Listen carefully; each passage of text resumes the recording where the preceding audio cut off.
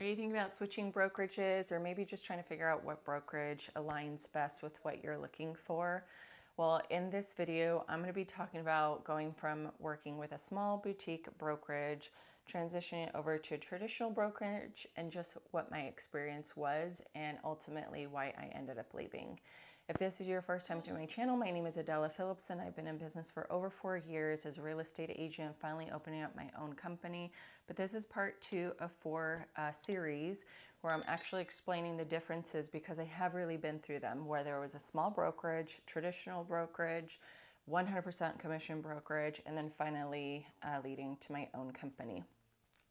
So in this video, it's going to be about Coldwell Banker. If you want to see any of the other videos, it is in a playlist. I'll make sure to link it at the end as well and in the description.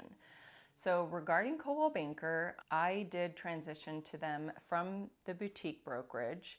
It was my first full year in 2021. When I left the boutique brokerage, actually Coldwell Banker headhunted me. They found me, realized how amazing much volume I had really done in such a short period of time, which at that point was 5.5 million in volume. So I did end up transitioning with them. They gave me a sign-on bonus and they gave me a really great split. For legal purposes and privacy, which I signed, I'm not allowed to disclose the amount as well as my split, but you'll kind of get a better understanding as far as, through this video in terms of how much I ended up keeping. Thankfully, after I left the boutique brokerage, I did end up having a referral, which I did sell them. It was a buyer, helped them buy a $3 million house in Boca. So that completed my entire year, 2021, to 8.5 million in volume. Because the boutique brokerage, I only ended up keeping half of the 160 GCI, which ended up being 80. I was able to, kind of carry that over into 2021 when I ended up with Coldwell. That $3 million sale, it was at 3%, which was 90,000. Now most people would be super ecstatic and super happy. Can you imagine getting a $90,000 check your first year? Because this was a referral through a friend, it had nothing to do with Coldwell Banker. It was a referral, so after Coldwell Banker took their split and after I paid the referral, I was left with 54,000 from that 90. 54 plus the 80 is like 134. So at the end of the year, I ended up with 134. Now that is of course just like the first year. I was with Coldwell Banker for about like 27 months, I believe. And during that entire time, I will say I felt stuck. I felt stuck because of the bonus. After the 6 months of being there, I had realized what a terrible mistake I had done. And my husband was really supportive and he said, you know what, babe, there was a reason why you left the boutique brokerage. We kind of thought Coldwell Banker because it's a name, or it doesn't matter if it's Coldwell Banker or whether it's Sotheby's or Douglas Elliman or Compass or whoever. You kind of go with a mentality of, well, it's a big name. People are going to pick me over a real estate company that, most people don't know because I have such a big name and big marketing and big brand and all that sort. So you kind of feel that support. But in the end, I think it's just really mindset.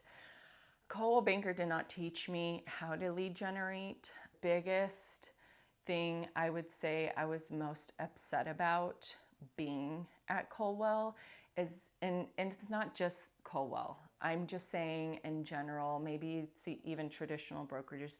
I don't know how Keller Williams operates. I do hear they do a lot of amazing training and you can do all the training that you want. They did offer classes, whether it was virtual or in meetings or just trying to be supportive in some way. But at the end of the day, if they do not teach you, I don't care who it is, any real estate company, any brokerage, if they do not teach you how to lead generate, you are not going to have a business. They did end up teaching me, I remember it was like a class I had, it was like the first time, I don't even know if they have it, but it was like some 8-week course maybe, or 4-week course where we had to call everybody on our contact list. For myself, because I came from California and I moved to Florida, I didn't know anyone here, and mind you, it was the pandemic, so we were shut down and I didn't have any friends, I didn't have any connections, I didn't have a sphere, I didn't have a community. So for me to contact my friends and family, back in California, like, hey, I'm a realtor, it wasn't necessarily that viable, especially if I wanted, now business. In 2022, while I was with Coldwell, I did end up meeting with a marketing person there, and she said, well, do you have a budget to do direct mailers? And because I had that $54,000 check, my husband and I had agreed we would invest in the business. So I did end up spending money on a website. That cost me like $2,000 to get set up. And then I was I was doing direct mailers. That was like $500 a month. And then I was also buying online leads, whether it was Facebook or even Google pay-per-click ads through the website company that was operating. That was another additional $500. So if you can imagine, I was trying to do everything I possibly could regarding money and just spending and spending and spending. No one really tells you what it's going to be like, and I was completely blind in terms of what to expect. There were some people who said, oh, if you do direct mailer, if you do leads, you need time. It does take time to actually generate leads this way. It's not right away. And it was a very painful period because I was just blowing through money and it was dwindling down. It was very scary and my leads weren't converting yet. From 2021 to 2022, I went from making 138 GCI to 78,000 GCI. I had set up an email campaign initially from my website where I was cold emailing these market reports. It's kind of like that home bot that everybody talks about now. And I feel like every 3 to 5 years, there's a new one that's popular and successful. But in my opinion, I got a lot of backlash and a lot of angry emails from homeowners telling me how dare I tell them that their home was worth a certain amount, because of course it was less that they had in their mind. Thankfully, I did end up having a listing from that. I also had a listing from a buyer he was from London. I helped him buy a house for his mom in Coral Springs, and he contacted me to help him sell it because his mom was not happy here. She wanted to go back to New Jersey. So I helped him sell that one. So I did actually end up getting some business just through my own efforts. But I would say if you're a real estate agent, if you can do anything and everything that is free first, like having an online digital presence, opening up your Google business profile, your Instagram, your YouTube, I would say having your website, but your website will cost you money. Now I have figured out myself the least expensive, most profitable, really makes you stand out as a professional is Kajabi. And I only learned that through my sister, who is also an entrepreneur. And I told her how much I was spending just my website and running it. And it was like between $350 to $500 a month. I want to say on the lowest end, it was like $350 a month. And she was just paying $200 a month. So I switched over to Kajabi when she told me about that. And I was like, I'm done with these like real estate websites. So from that check, I also ended up investing into 2 coaches, which both, well, the YouTube one, that was a flop. Talk about scamming. And then the other one, I did learn basics from, like cold calling. But I would say the only way you're able to really get good at cold calling is taking action. The scripts that they give you, it's like just a baseline, but really once you end up having conversations, you know how to maneuver, what kind of questions to really ask that are completely different from the actual scripts that they give you. Anyways, I was with Coldwell, and what started to really irk me is that now that I was going after listings, every time I would tell the managing brokers at the time, I'm doing this, they were like, oh my God, that's so amazing. We kind of wish everybody did that, but just be careful, da-da-da-da-da-da. Don't get caught, don't get sued, don't get this. And it was just a lot of fear mongering. There was a listing. I took it 5%. The phone call that I got was very abrasive from the managing assistant broker, which obviously directly from the managing broker. and he was like, hey, we saw that you took a 5% listing and you're only giving the buyer agent 2.5. And just so you know, next time you have to give 3 and only, excuse me, 2.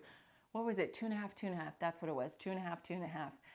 And he said, next time you do it, you have to give the buyer agent 3% and keep yourself 2.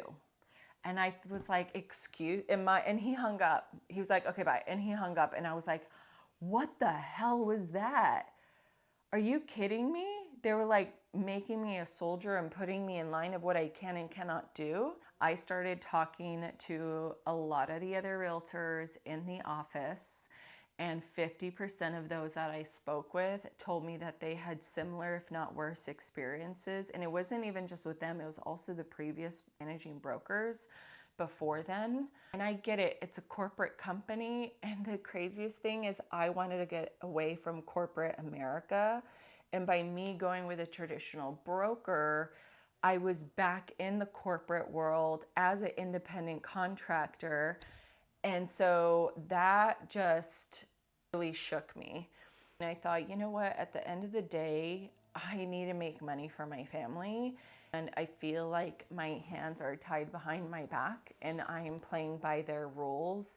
And that's actually when I started looking 100% commission brokerages. Now that is of course going to be the video part 3 of 4, so I'm not going to go deep in that. But I just wanted to give you like overall idea of Coldwell. And I would ask like my sellers, and even after we'd sell, they're like, Adela, what brokerage are you with again? Who are you with? Like, I didn't even know I was with Coldwell. And so that really diminished the value that that name brought to me and to my clients, because it was really relationship based between me and them. And I say Coldwell loosely because it could be anyone, whether it's Douglas, Compass, any traditional broker that's out there, or even if it's a mom and pop, it really doesn't even matter who you're with. It's about you, how they perceive you. Are you a professional? Are you knowledgeable? There are some agents who believe and love and, you know, are loyal to their broker, and that's totally fine. I knew where I wanted to be. I knew that I am at a certain stage in my life where it's like either my way or the highway. I'm running a business. I'm here to help as many people as possible. I'm here to make a name for myself. This is another thing, talking about branding and name for yourself. So get it. They're a company. They have a face. They have their rules and the signage. Very particular about the signage. Anytime I would request the signage, they would have to send it to my managing broker. My managing broker would say, no, you have to make these changes. The logo has to be this size. Like, I think that their logo had to be like 30% of the sign or something. And I couldn't have my face because it's not about me. It's about their real estate company. I actually went to the signage place to pick up my new signs. Right next to it was another agent from my same office with the same signage, and his had the picture on it. Showed it to my husband. He's like, why is there a picture on his sign and not yours? I'm like, exactly. Finally convinced them to give me a little space in the corner of the office to make my calls. When I realized I couldn't even come to the office anymore, is that there was a little window in the office and people would walk by and I would lock the door and they would be knocking, and hello, I'm like dialing, I'm like cold calling, right? I'm like deep in my cold calling, and they would like be knocking and I'm like this, and they would be knocking, I'm like, go away. But they would come in and then they would close the door behind them and then just vomit negativity onto me and then like leave. And I was like, what the hell was that? They were just complete vampires, energy drainers. And then I realized like 80-90% of the agents there, all they do is go to the office and complain. There's no collaboration. There's no positivity. There's no like, hey, what are you working on? It's just a completely competitive atmosphere. And I don't want to have to be tippy-toeing around certain people. I want to live my life, be happy, my friends, my business, my clients, live in my own little bubble, be successful, positivity all around. And I just couldn't take it being there anymore. The only support I would say that I was really getting was like contracts. But even then, sometimes they wouldn't have answers to my questions. So I'd end up having to call the legal hotline to my actual association. And interestingly enough, Every time they didn't have an answer, I would call my association. And by the end of the 27 months or whatever it was that I was there, towards the last several months that I was there, I didn't even ask them any more questions. I would go to the association and just rely on them and lean on them for answers. Another thing is I did end up creating this little mentorship group, I suppose, of experienced realtors that I actually highly respect who are in the industry in my area.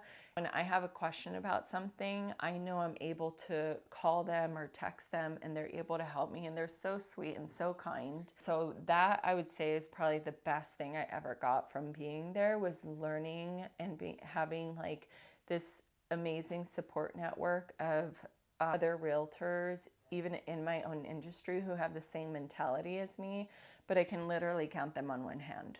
But at the same time, it is a corporate environment. And some people like the classes, they like feeling that they can go somewhere and talk to people. I'm not. If I want to get together with people, I will coordinate and we'll get together and spend some quality time. Long story short, you're new, you feel like you need that support, you need those classes. You want to mingle, you like to mingle, you're social, you don't really know what to do and need some kind of support. That's great. I have heard amazing things about certain brokerages, which I never tried, but that happened to be the one that I went with. And ultimately, I wish I had gone in a different direction, but at least those very few moments where I needed support, it was there. The downside to all of that is because I was so focused on myself and so focused on my business, there were way too many distractions that were not real estate related, such as the gossip, the drama, the whole corporate structure of it all. That's just not what I wanted. I didn't want to be back in corporate America again, even though I was an independent contractor. Wish I had left sooner. I was trying to figure it out. Ultimately, after leaving Coldwell Banker, I did end up transitioning over to the 100% commission brokerage. If you do want to go ahead and watch all 4 videos of this 4-part series, go ahead and watch here. This is the channel in which I am showing you from going $100,000 as a realtor to a $1 million broker. And if you have any questions, please go ahead and leave them in the comments. I will see you guys later.